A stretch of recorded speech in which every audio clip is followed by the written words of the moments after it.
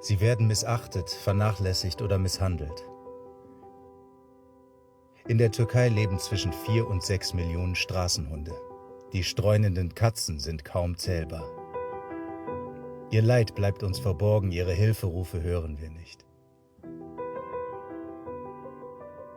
Welche Geschichten würden diese Tiere uns aus ihrem Leben erzählen?